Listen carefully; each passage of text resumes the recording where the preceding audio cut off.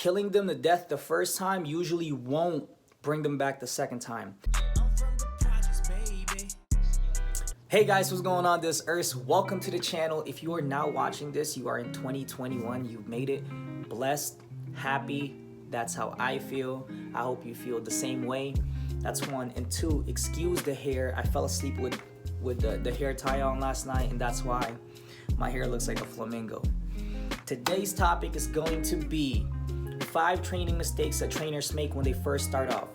I'm guilty of this.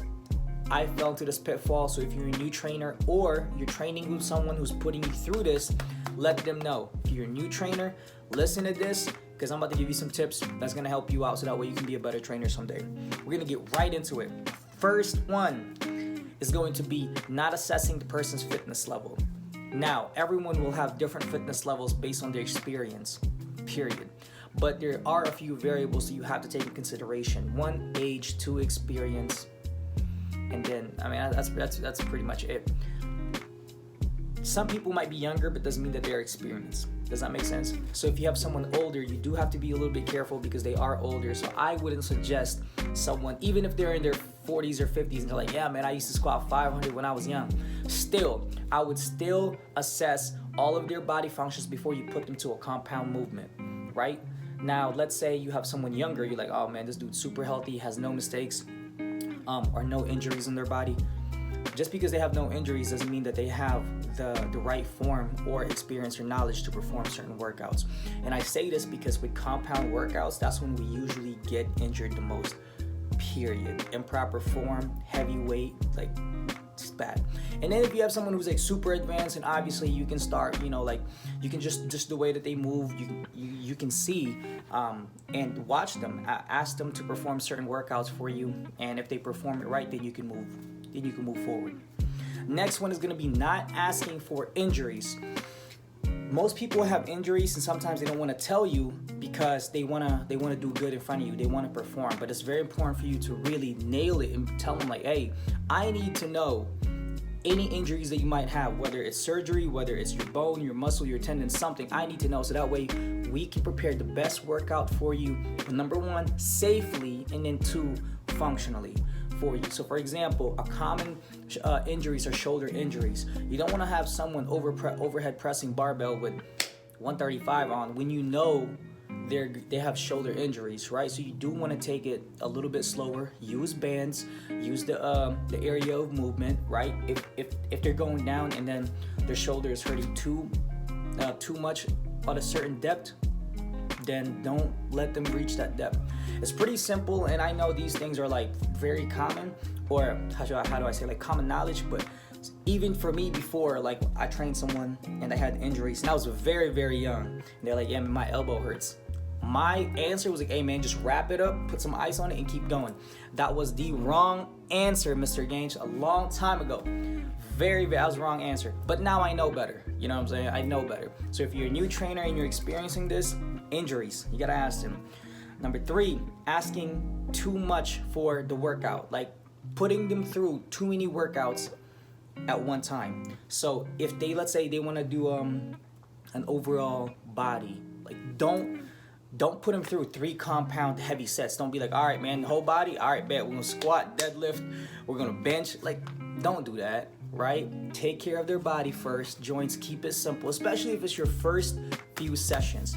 Only a few exercises, break it down for them, and then as you see their fitness level get better, as you see that they can work out, they have the ability to do it, then you can start to move to something a little bit more complicated. So that's my only tip. Keep it simple the first time. You really want to assess how they're doing as they work out, just how their movements are, their form, their weight, how they handle under stress, like the hypertrophy, all of that. Look at it first before you start going crazy. The next one is going too hard the first time. Listen, trainers, I know you want to give a really good workout, and I know you want them to remember you as a person that worked you out, but listen to me. Killing them to death the first time usually won't bring them back the second time. Having a good workout does not mean trying to fucking injure them, all right? Because I've done it before. I've trained people and they were pissing different colors. And it was terrible on my part because I was pushing them past the limit even when they said they couldn't do anymore. And I confused being a good trainer, pushing them, and just being reckless and just pushing to the limit to where they had no choice but to do what I said, and it was bad. So don't make that mistake. I know I did. And last but not least is thinking we can help everyone with all of their goals. And listen, if you have someone, because it's different when someone has a goal just to be healthy. It's different when someone has a goal just to lose weight, right? It's different when someone's trying to compete for a show, right? There are different levels to this. If someone comes up to you and their goal is not in your expertise or you do not know, don't be afraid to push them to someone or recommend someone that's going to be more in their field. Even if that means like you're losing money or whatever it may be. The number one goal is the person's health. Here's an example, right? Let's say someone comes to me and says, hey man, I want to be a power lifter. Like I want to train and compete as a power lifter. You as a new trainer, if you do not have that expertise, if you don't have the experience for it, you should push them, and it's okay for you to recommend someone else who is trained and more experienced in that area. I can always argue that, you can look up programs in Google, you can look up certain things so that way you can help this client. And yes, at the end, it's going to be you, but it's okay for you to take not a back seat, but a side seat.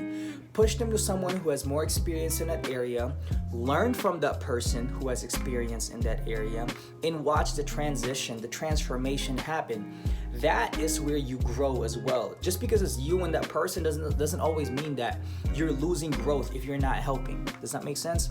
So it's okay for you to ask for help, push it to someone who's more experienced, learn from that, so that way when the next person comes and asks for the same thing, you have the experience to help them now, right? So that is pretty much it, guys. The 5 things that as new trainers, I want you guys to know.